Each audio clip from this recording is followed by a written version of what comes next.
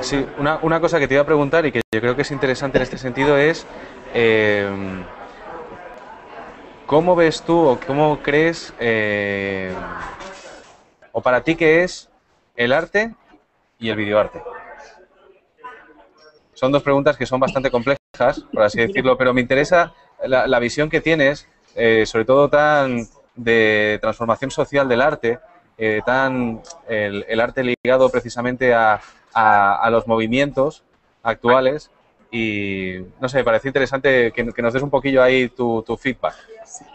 Vale, mira, me interesa mucho lo que está pasando en Matadero, en Medialab Prado, bueno, en otros sitios del mundo, pero por citar dos que ahora aquí todos conocemos, ¿no? Me interesa mucho lo que está pasando. Son verdaderos laboratorios experimentales. El problema que tenemos hoy es que todos los paradigmas que han servido durante 5 siglos para definir esto es arte y este es un artista, se han desmantelado, no están vigentes.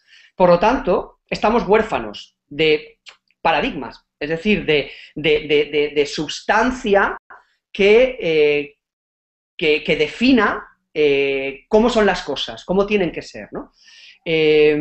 Estos laboratorios, estos sitios, que son ágora, que son experimento, que son encuentro, que son investigación, son lugares donde deben fraguarse las nuevas situaciones. Pero, sinceramente, voy a hacer un poco de crítica, pero no negativa, sino constructiva, porque quiero mucho estos centros.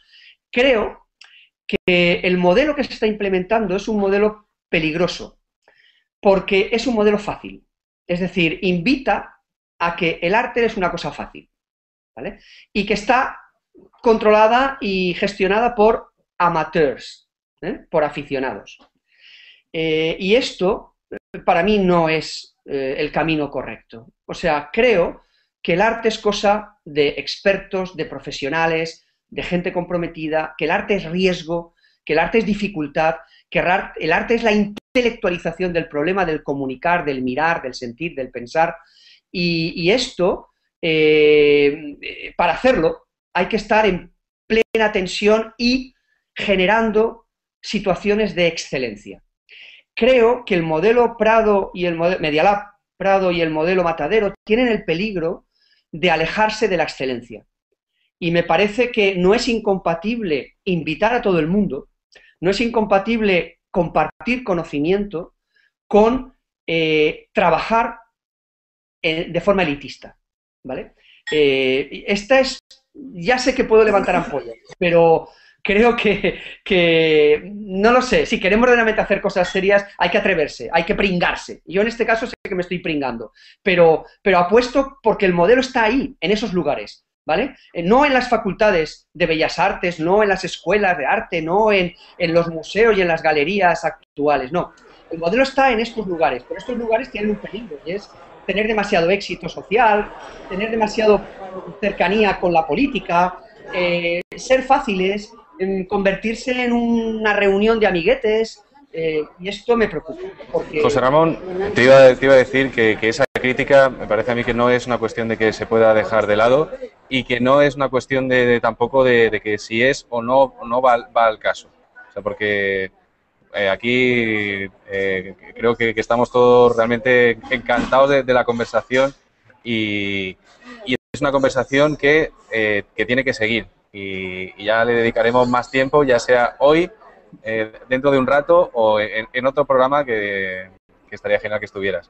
Lo que queremos hacer ahora es presentar también a otro invitado. Vamos a pedirle a Daniel que se mueva un poquito, pero al ladito. A Daniel hoy no lo vamos a sacar de aquí y cada vez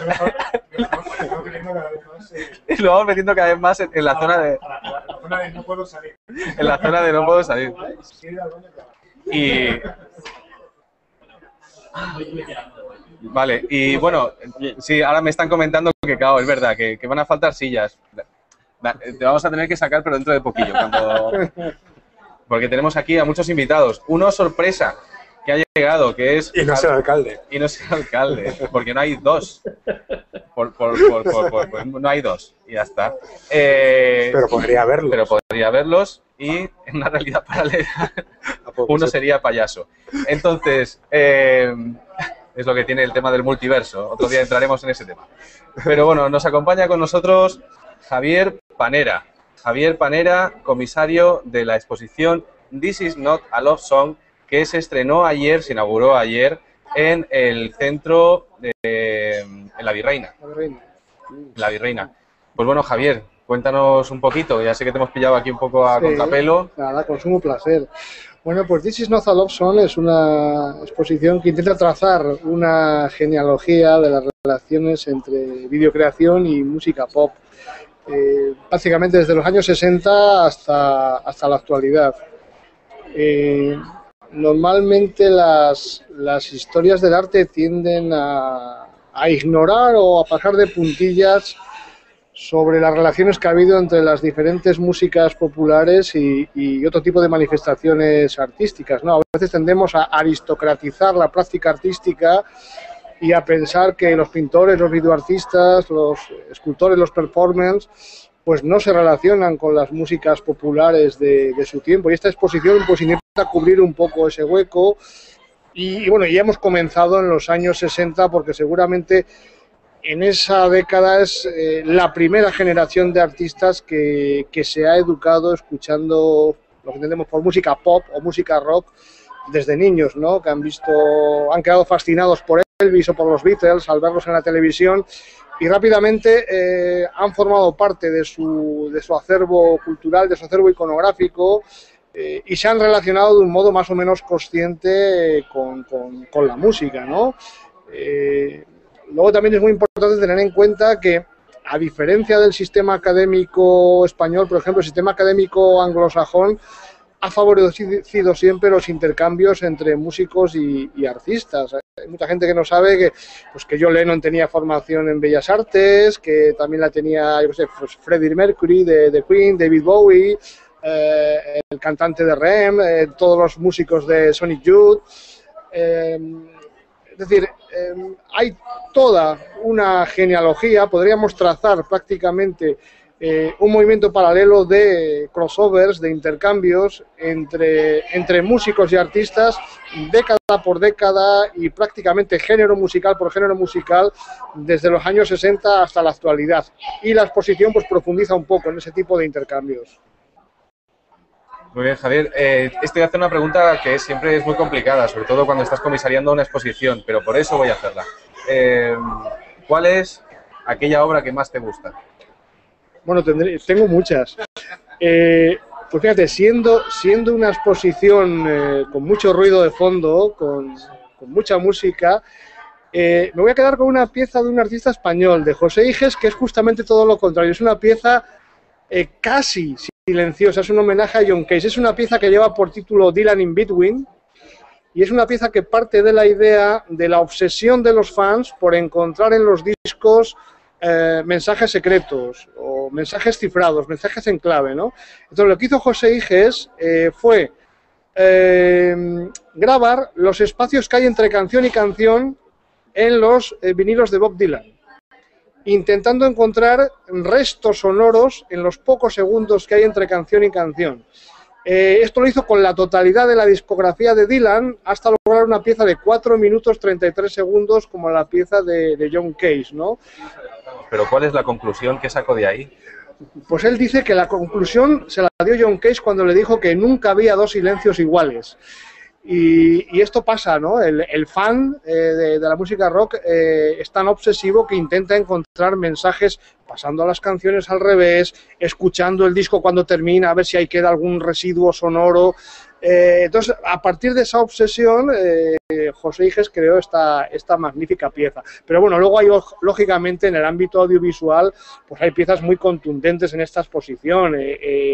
Abrimos tal vez con un plato fuerte, por ejemplo, con la reconstrucción de las performances audiovisuales que hacía Andy Warhol con The Velvet Underground en el año 66, el espectáculo Exploding Plastic Inevitable.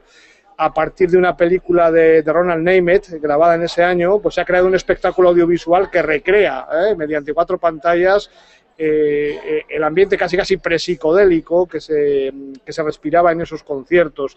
Y desde ahí pues llegamos hasta piezas actuales, hasta el último videoclip que ha hecho Tony Ausler para David Bowie. Hay piezas que se centran en la música de baile, piezas que se centran en las obsesiones destructivas de los músicos de rock. Hay una pieza fantástica de un artista español, Javier Largen, que se apropia de fragmentos de músicos de rock, como Pete Townshend, como Kurt Cobain, como Jimi Hendrix, destrozando instrumentos, y los va repitiendo de modo obsesivo, creando un bucle, creando una auténtica sinfonía de destrucción que habla también un poco de los impulsos autodestructivos que siempre han animado en muchos casos a los músicos de rock. Pues una cosa, antes de nada, tenemos por aquí, porque esto se retransmite en directo y la gente contesta, que esto es una cosa que muchas veces no se dice. Y depende a quién molesta que contestes. Ah, sí. Pero bueno, nos dice RD2 que buen trabajo en el DA2. Muchas gracias, RD2. Estuve en el DA2 8 años, ahora llevo ya año y medio fuera.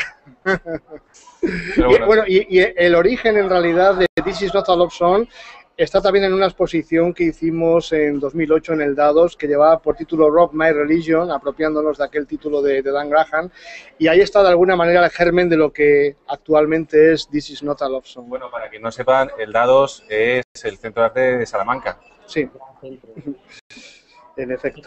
Bueno, pues sí, yo creo que sí que le echarán de menos aquí a toda la comisión, que vuelva Javier, que vuelva al DA2 y que reine el pop.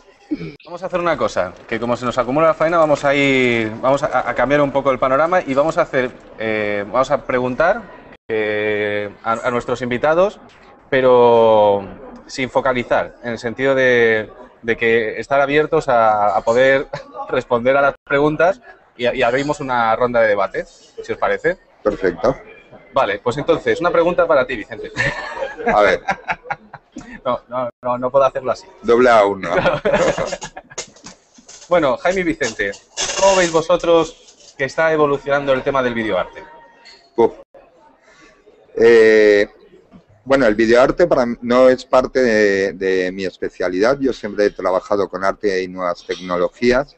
El vídeo es un medio que tiene más de 80 años, pero creo que está en un proceso realmente involutivo y creo que se debe a una razón meramente técnica. Antes tú, para hacer un vídeo, tenías que emplear una serie de recursos muy caros, difíciles de conseguir, que exigían una maduración de la obra. Ahora mismo, con una simple cámara, o con un simple iPhone y con un After Effects, haces un vídeo. Eso ha llevado a una bajada de calidad en el nivel del videoarte. Es mi opinión personal. ¿Tú cómo lo ves?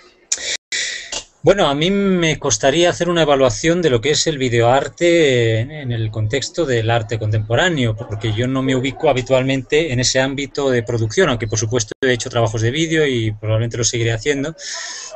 Podría más bien hablar de las problemáticas que veo en torno a la imagen, a la producción del vídeo en general en lo que es la cultura audiovisual contemporánea. No sé si te interesa comentar alguna cosa a ese respecto, ¿no?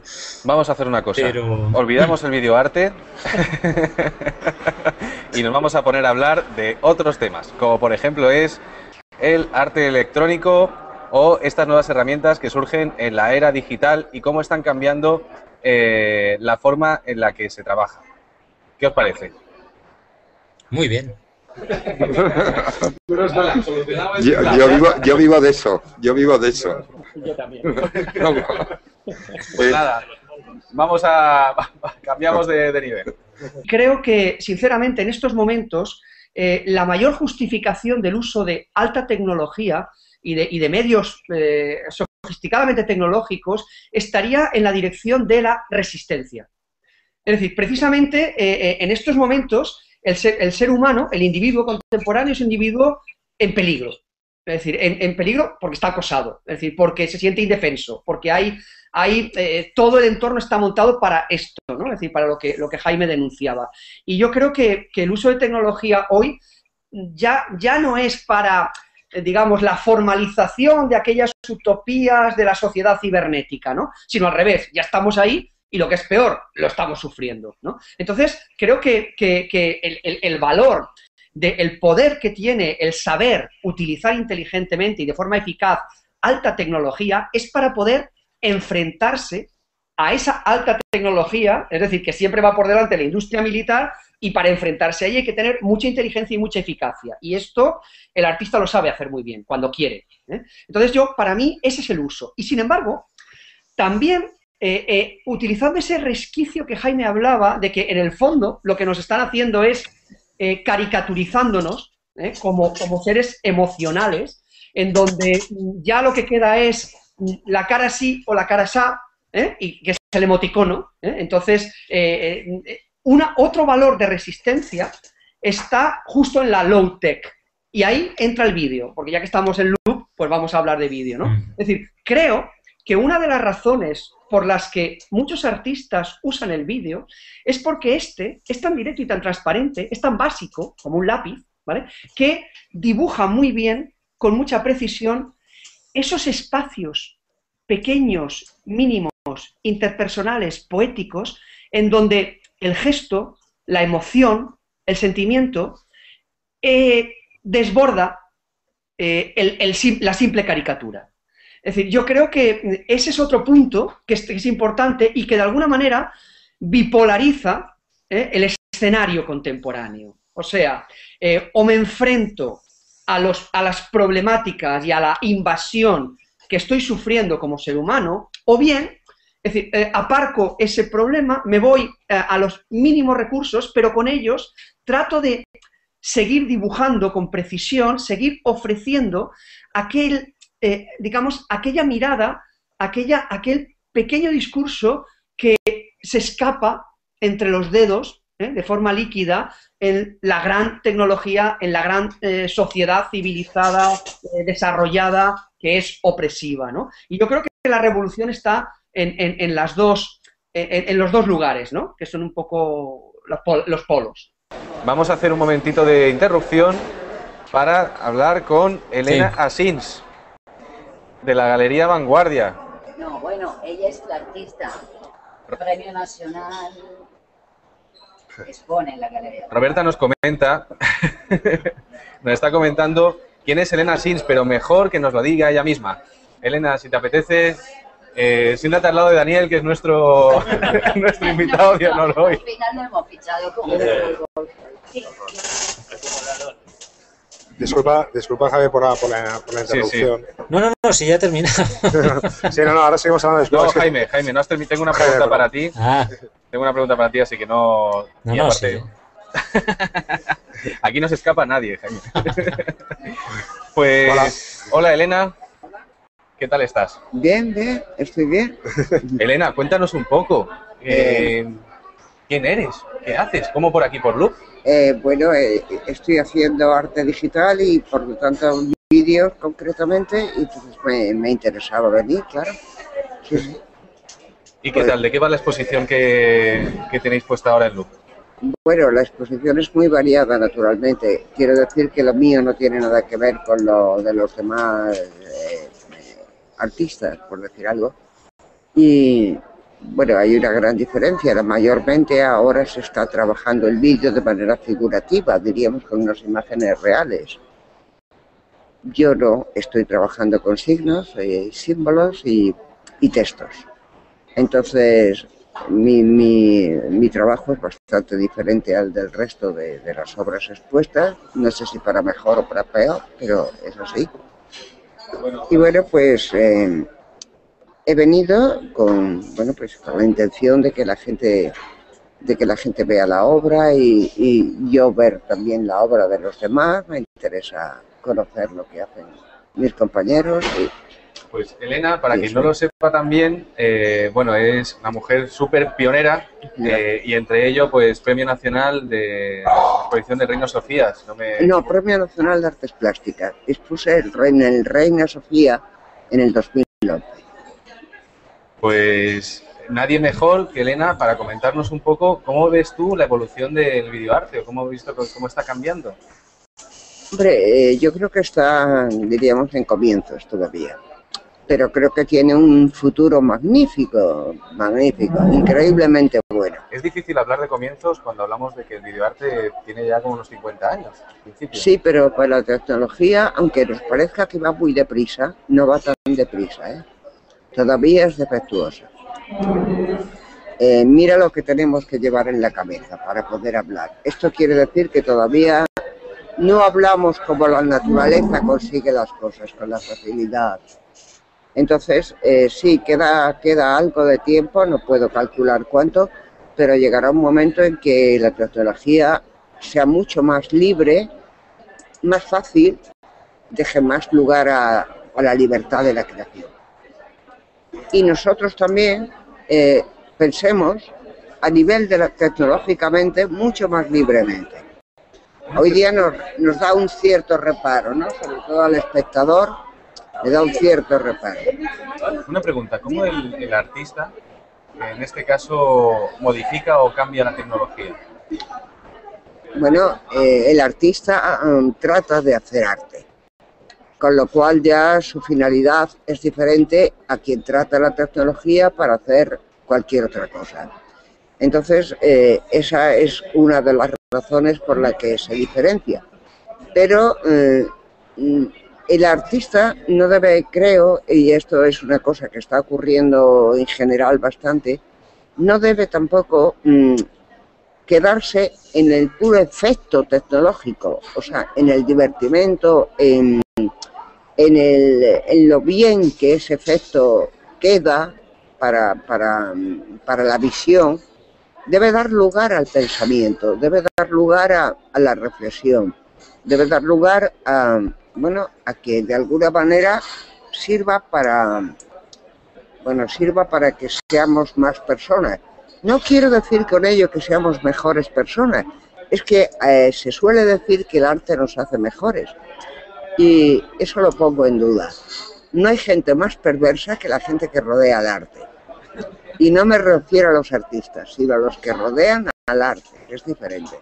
Pero quizá el arte sí es verdad que nos hace diferentes. Entonces, pues si nos hace diferentes, que el artista no se deje deslumbrar por esa técnica, por la técnica simplemente. Que tenga su pensamiento muy claro. No sé si me he expresado correctamente. Gracias. Sí, todo lo que estás comentando, Elena, es interesante precisamente eso, por el sentido aquel de supeditar precisamente a la persona, a la técnica, a la herramienta y a la tecnología, cuando muchas veces se la venera demasiado. Es maravilloso, es magnífico tener la tecnología de que estamos disfrutando. Si hubiera hace 50 años hubiera parecido imposible, ¿no? Pero que nos demos cuenta que hay que superarla mucho más y que nos demos cuenta que lleva un proceso de investigación, de trabajo muy grande y no nos podemos dejar deslumbrados por ello. Hay que seguir avanzando. Elena, nos preguntan aquí desde Sí. Pregunta Paloma. Nos dice, preguntarle sobre lo que se está haciendo ahora, sobre su opinión. Bueno, ya he dicho que es muy diferente a lo mío, pero me parece muy bien que hagamos cada uno lo que nos parece, claro. Si todos hiciéramos lo mismo sería muy aburrido, ¿no? Tenemos por aquí a Jordi Sellas, o que podemos hablar con él, o podemos seguir con la charla de ahora. Vosotros, la gente que lo estáis viendo, ¿qué os parece? Esto de escribir es poco complicado, pero bueno. Por ahora vamos a seguir con la charla. Yo habría una pregunta que es, ¿cómo vosotros estáis viendo, realmente se está experimentando más ahora que antes? ¿O la experimentación se sigue esperando? Bueno, en estos momentos no se puede experimentar porque no se paga la experimentación.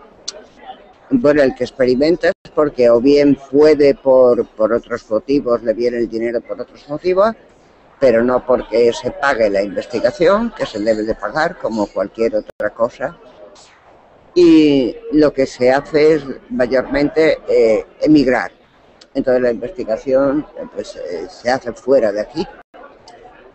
Nuestra mejor generación, la generación mejor preparada, desgraciadamente pues emigra y se va a investigar a otras partes. Por eso digo, la situación es grave y triste. Pero bueno, no es eso en lo que me quiero quedar. Pero yo no sé si...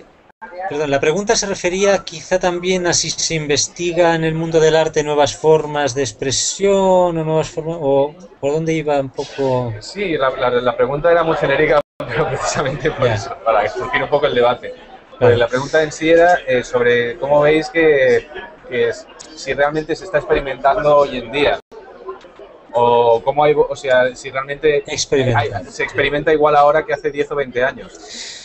Yo sí que creo, vamos, tampoco me siento capaz de decir una visión, digamos así, un juicio, ¿no? Pero sí que creo que en general, no sé en el mundo del arte, pero en general se experimenta mucho menos. Y por unas razones muy sencillas, que son los grados de estandarización globalizada que se están implantando a todos los niveles. Hace poco se publicaba un informe del CSIC sobre la música comercial, ¿no? La manera en que las canciones pop son cada vez más parecidas, ¿no? No he estudiado este informe, no he estudiado su metodología, pero sí que desde luego coincide con mi percepción del fenómeno y que tiene mucho que ver con cosas muy evidentes de cómo funcionan las estrategias de marketing y de muchas cuestiones que justamente apuntan a esa clonación permanente de todo, ¿no? Donde lo que importa es asimilarse en flujos de capital, no experimentar, ¿no? Entonces yo ahí sí que veo una merma brutal, cada vez mayor, donde experimentar se ha traducido, se ha convertido en asimilarse en lo que las grandes corporaciones experimentan en sus laboratorios a nivel de nuevas tecnologías para capitalizar los cuerpos. Yo solo quería decir una cosa, y es que ha sido una casualidad que he descubierto que estaba esta acción ahora mismo, pero estaba escuchando, si aunque es poco y un minuto, cuando está alguien preguntando qué se está haciendo ahora, yo creo que, desgraciadamente, no hay que olvidar que se hace muchas cosas. La gente hace lo que quiere, pero hay mucha gente que no sabe hacer otra cosa que lo que ha visto. Lo que ha visto siempre es, y preguntarse por qué lo hace. Es decir, se siguen haciendo conciertos clásicos, se siguen haciendo tomas clásicas, se siguen haciendo manifestaciones clásicas me refiero muy tradicionales, y nadie se pregunta por qué lo hace. Yo quiero dejarlo ahí, no sé si he escuchado solo los últimos 20 minutos de lo que hablabais, pero me da la sensación de que hay una creencia de que todo lo que se hace es buscar expresión o buscar expresión nueva o preguntarse, que se hace muchísima gente que cree que hace arte, no sé si lo hace, pero no se pregunta lo que hace. Y como se ha hecho así siempre, se hace así. Pues ahí queda la pregunta. ¿Alguien la quiere contestar? Antes de dar la respuesta. Bueno, yo creo que lo primero que tendríamos que preguntarnos, y perdón que ya no me callo, quiero decir que lo primero que tendríamos que preguntarnos que ¿qué es un artista? Porque yo todavía no lo tengo claro. Claro. Yo creo que nadie. Elena, ¿qué es un artista? No lo sé. Sinceramente, no tengo ni idea de qué es un artista. ¿Y un carpintero? ¿Queréis decir, aparte de un carpintero está muy claro lo que es. Pero un artista no sé. Pero cuando, por ejemplo, Elena, dices esto de no sabemos lo que es un artista, yo lo ligo también bastante a que cuando hablamos del tema de cómo está la crisis, las subvenciones y todo esto, si nosotros no lo vemos claro, ¿cómo podemos hacer ver también al resto de personas la importancia del arte o la importancia de la cultura en estos tiempos? No, bueno, yo no estoy hablando de la cultura, estoy hablando de la persona artista. ¿Cómo catalogamos a una determinada persona como artista? Una cosa es las obras que se producen y otra cosa es la persona, llamarla de por sí artista. O sea, que la Escuela de Bellas Artes, vamos a suponer, eche al año 2 millones de artistas, es decir, hayan terminado la carrera, no equivale a que haya todos esos artistas. El artista nace o se hace, o se le educa o no se le educa nunca. El artista por naturaleza parece ser que es un rebelde. Entonces, ¿cómo puede adaptarse a una escuela? No sé, lo veo incompatible. De cualquier manera, sería muy largo, Yo creo que esta cuestión también la dejamos para otro día porque es fantástica.